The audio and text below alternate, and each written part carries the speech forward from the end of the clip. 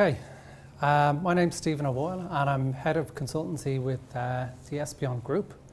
I work in the Information Governance team and today I'm going to be talking about payment card industry data security standards, where we're at the moment, what types of challenges we come across for small retailers through to large retailers. We'll talk briefly around point-to-point encryption, which is technology that's being used certainly by the large retailers at the moment in order to minimize what they actually have to do to make secure payments. And we'll talk about the updated version of the standard that's coming out imminently. Maybe just to add, as part of my role, I'm actually a payment card industry qualified security assessor. So again, that's licensed through the card brands in order to be able to go out to do independent audits of payment systems to see if they're in line with the standard. If possible, could I maybe just get a show of hands to see who here has some knowledge of the PCI DSS, the data security standard, or has come across it? Okay, grand. So maybe just for those of you who haven't come across it, I'll give you a very brief overview. Essentially, anyone who either stores, processes, or transmits card data has to be compliant with the PCI DSS standard. It's mandated by the card brands, and then there's a contractual requirement down from the card brands to the acquirers, and then in your contract with your acquirer, you're required to be PCI DSS compliant. So if you actually look in your contract with your acquiring bank, you will see that you have a requirement to be compliant to the standard. The standard has 12 high-level requirements that go through, let's say, everything from information security policies to staff awareness, through to very technical things like how your firewalls and your IT systems that are involved in the payment process are configured. The standard itself, the requirements were actually created by analysing where there had been breaches of payment card data. So it's not something that doesn't relate to your businesses.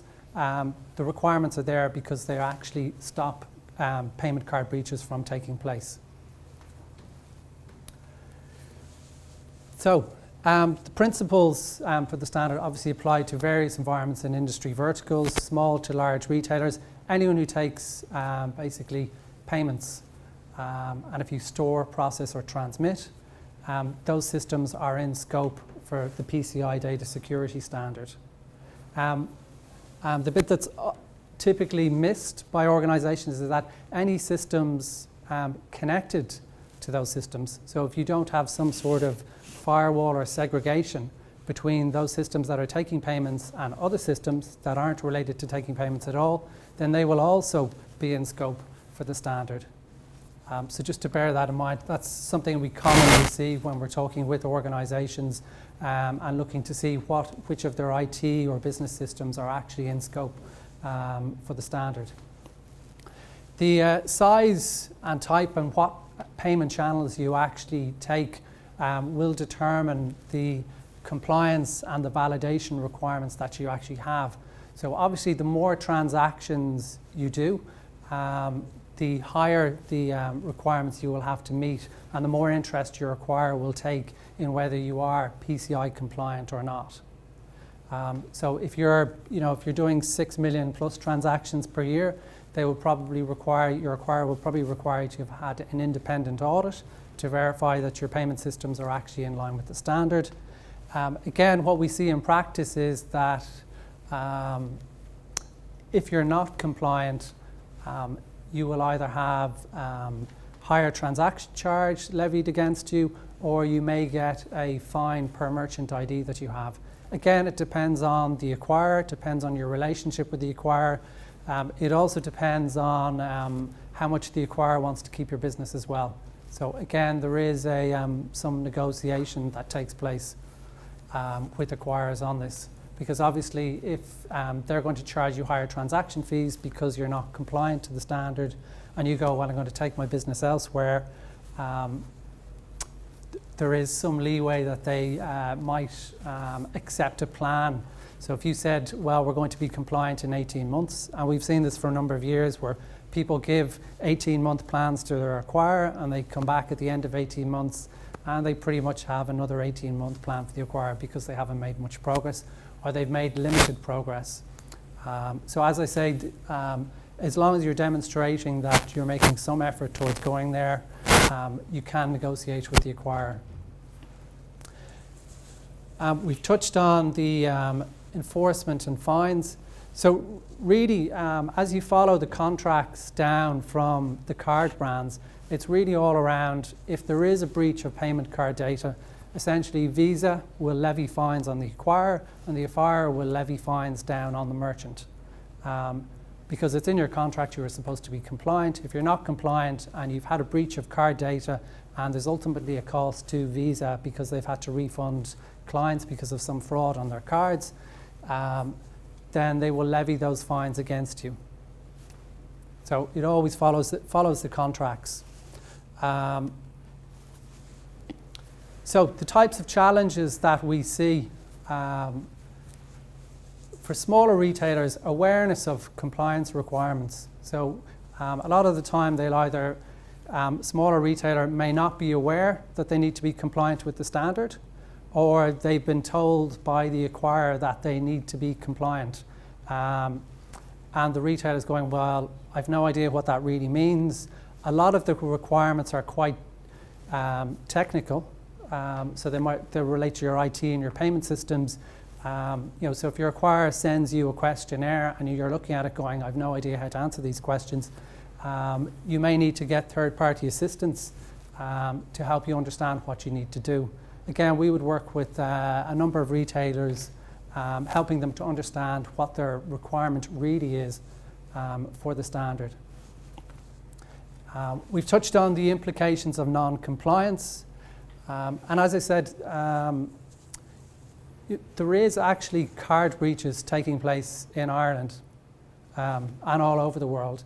The big ones we hear about tend to be in the US.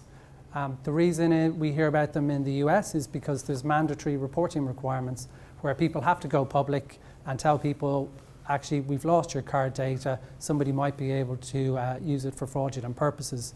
And we get to hear about those because they have to tell the people.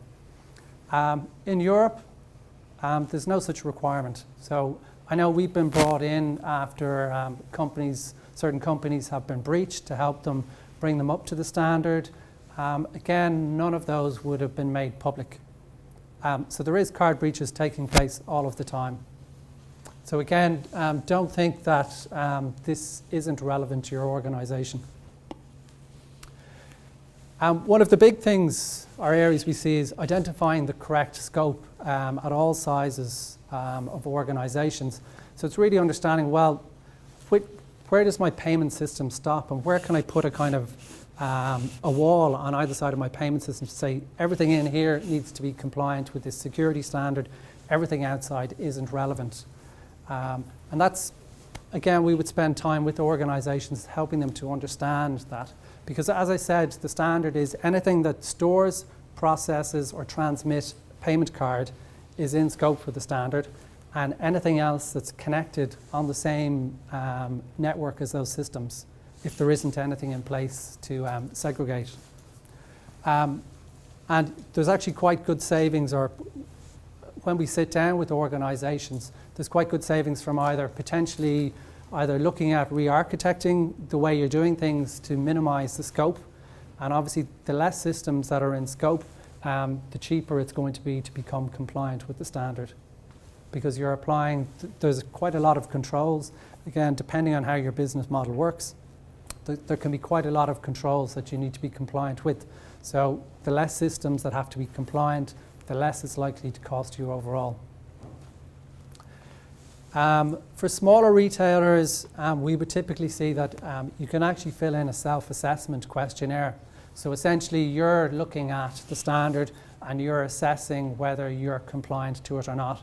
And you report back to your acquirer whether you're compliant or not. As to how honestly those self-assessment questionnaires are filled in, I guess it depends. I wouldn't like to say. Certainly, I would imagine not all of them are fully truthful. But again, that's ultimately a business risk. If you tell your acquirer that you're PCI compliant and you have a breach, when you have a breach, they send in an investigator. The investigator looks at your systems and goes, actually, you weren't compliant, therefore we're going to levy the full set of fines on you. Probably just to note that in your contract it says that if you have a breach and you were found to be compliant to the standard, then you don't get the fines levied against you. They have a thing called safe harbour in the contract. So if you are compliant and there is a breach, you won't get the massive fines handed down to you. However, anyone that's ever been breached has been found to be non-compliant. And I'll talk a little bit more about when we look at the latest version of the standard, how they're trying to integrate compliance into the business processes. For larger retailers, again, scope tends to be the top one. Again, there's quite complex back-end systems, obviously retail stores. So again, identifying the scope and trying to minimize it and put those walls around it to keep the scope as minimal as possible. Because otherwise, you could literally spend years making the organization compliant. It's not really realistic to have your whole organization compliant with the standard. So you really need to look at minimizing the scope. Staff awareness. Again, we'll see with the later version of the standard, it's important to let your staff know why the data security standard is important. So it's all around protecting card data, protecting your payment systems, so that there's been plenty of cases in the US where, let's say for instance, your systems weren't secure and somebody put a piece of malware onto your network. They're basically watching the card transactions go past on the network and just recording them all. Somebody else comes along a little bit later, connects wirelessly from the car park and downloads all those card details and then uses them for fraud and to buy other things. For larger retailers, the self-assessment questionnaire may still be applicable, but if you're doing enough volume of transactions, there's an audit requirement as well, which requires somebody that's been essentially licensed by the card brands to conduct that audit. So a qualified security assessor like ourselves. In some cases, you may be able to get somebody internally certified within your organization as well, but it has to be somebody independent of any of the payment systems. Maintaining compliance. So typically you have a once a year validation exercise where you tell the acquirer we're either compliant or we're not compliant. If you're not compliant, they'll ask you for a plan of when you're going to be compliant and can you demonstrate some progress since the last time you told us you weren't compliant. However, compliance is a 24/7 by 365. So if you were compliant, let's say at your annual audit, you need to keep that compliance the whole year permanently. It's not sufficient to just be compliant once a year and then drop it until maybe 3 weeks before you're due to have your audit the following year. Suddenly you do a lot of work to bring yourself back up to compliance again. So as I say, if you have a breach, they'll send somebody in who will look to see if you were compliant at the time of the breach. For a lot of the larger retailers at the moment, so we're working with a couple on this point-to-point encryption. So for large retail stores, what that essentially means is that the card details, the payment card details are actually encrypted on the PED itself. So on the device that you put your card into, the card number gets encrypted and you have no decryption key anywhere on your network to decrypt those card details. So there's actually now, they brought out a standard. So what will actually happen there is that it gets encrypted when you put your card into the PED. It never appears anywhere else on your network in the clear, which means no other devices, as long as you know that PED is secure, no other devices on your network will actually be in scope for PCI data security standard. So you've absolutely minimized your scope. Now, there is a couple of provisos on that. So as I say, they brought in this standard in the last couple of years, the point-to-point encryption standard. And it's end-to-end encryption. So essentially your payment service provider is the only person who has the decryption key. So it's encrypted as soon as the card number is put in. It's encrypted everywhere else on your network. When it goes to your payment service provider, they will actually decrypt it, and they essentially have a PCI compliant network. So the only thing you have to secure is those PEDs. And obviously the staff who are protected, obviously you need to protect them physically. They need to be up to a certain standard as well. So if you have old PEDs, they won't be compliant with the point-to-point encryption. So it'll need to be a newer PED that's compatible with the technologies. The staff would obviously need to be aware. So if you're distributing out PEDs to stores, it needs to be a secure process. You need to be tracking them. If anyone swapped one out, you have to have a way of detecting that. But essentially, all you really need to do is secure those PEDs, and it takes care of your PCI compliance. It doesn't mean you can't still keep some of the card details if you need to. So with PCI, essentially you can retain the first 6 characters of the PAN and the last 4 without it counting as a card number. So you can still keep some of the card details, but you can't keep the full card number.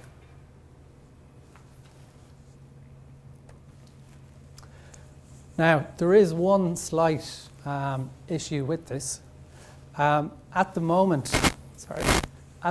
there isn't any point-to-point encryption solutions that are actually certified by the PCI Council. So there is a number of vendors who are working on getting a compliant solution in place, but they haven't basically been marked as compliant by the PCI Council yet. The dates we've got from the couple of projects we're working with retailers on is towards the end of this year. So again, if point-to-point encryption is something that you're either working on, you need to look very carefully at the contract you have with the vendor to make sure that they will provide what will ultimately be a compliant solution. Because if you don't have an official compliant point-to-point encryption solution, you don't qualify for the scope reduction. And as part of a certified solution, you'll get an instruction manual that says, okay, for your PEDs, you have to have this process for deploying them out securely. Your users must be made aware, obviously, that if somebody's coming out to do maintenance, etc., they might need to check the weight, once a day, once a week. So there's an instruction guide that says, if you install these PEDs in line with this, then you will have nothing else. That is your PCI compliance taken care of. So as I say, there is a number of manufacturers working on it. Solutions are expected to be compliant before the end of the year. And be very careful if you are looking at buying new PEDs or working on one of these solutions. Look very carefully at the contract, as certainly in some of the ongoing conversations we've had with vendors, it's been very vague as to whether they're actually going to provide a compliant solution or if they're committing to it or not. PCI DSS version 3, so the current version of the data security standard is version 2. I'll go through these fairly quickly. I'm conscious people are getting hungry and I'm the only thing standing between you and food. So the types of changes to the standard, it hasn't changed that much from the existing version. Again, it's fairly similar. What they have done though is made some of it more flexible and some of it they provided additional clarification. For anyone who's been involved with PCI DSS data security standard before, sometimes it can be a little grey whether something you're doing is compliant or not. So what they've done now is they've clarified. There was always a document which was called essentially about the intent of a compliance requirement. And certainly as a QSA, we always use that document in conjunction with the standard. So if you weren't quite sure whether something is really is really compliant or not, there was this other document that said, this is what the aim or the intent of the requirement actually is. So if you can meet the intent, then you're compliant. So they've merged the two documents in, so it's much clearer what the requirement is supposed to achieve for the organisation. They provided additional guidance because, again, one of the criticisms of the standard was that if you engaged me as a qualified security assessor and you engaged another qualified security assessor, our opinions on what you needed to do to meet the requirements or to be compliant might differ based on my experience versus you could have another QSA who has 1 year's experience in the area. So they've added clarity and additional guidance to say, well, actually, this is what you have to do in order to show you're compliant with the standard. I'll just mention one or two of these things. So log reviews, daily log reviews, again, fairly kind of IT focused. They've clarified now that instead of having to review all your logs daily, you can just look for really the significant events, and any of the more minor things you can, I guess, decide to look at less often than daily. So again, you can prioritize your resources better. We've touched on the top one. This one here I think was important, is that what tended to happen sometimes with implementing security in line with the standard is that some of the security activities got siloed and they weren't really fully integrated into the business as usual processes. And that meant sooner or later somebody stopped doing that extra step over here that was ticking the compliance box because it wasn't part of the core business process. So what they've encouraged you now to do is to build that security into your business as usual and your core business processes. Sounds obvious now, and you would think people would have been doing it, but it wasn't always the case. And that way, what they've seen is that a lot of organisations who were compliant at one point in time have actually had breaches. And when they went in, what they actually found was, well, actually somebody stopped looking at the logs every day for the IT systems. And because they weren't looking at the logs every day, they didn't notice they had a breach for 3 months. And at that stage, there was an awful lot of card data stolen. To read that, there's lots of other technical points in the version 3 standard, but it's really just to touch that, again, there's not a huge number of changes in it. It is really providing additional detail on what you need to do to be compliant. We touched on, I guess, some of the issues we would typically see with smaller and larger retailers, and very briefly looked at the point-to-point encryption. And again, I think for larger retailers and larger organisations, that will dramatically reduce the work you have to do to be PCI compliant going forward. As I say, there is a number of organisations working on that, and very important to look at your contract with that vendor if you're working with them to make sure what you get will be compliant at some stage in the future. That was really it. If anyone had any questions, myself or John will actually be out at the stand outside on PCI. I think that's probably it at the moment. Thank you very much.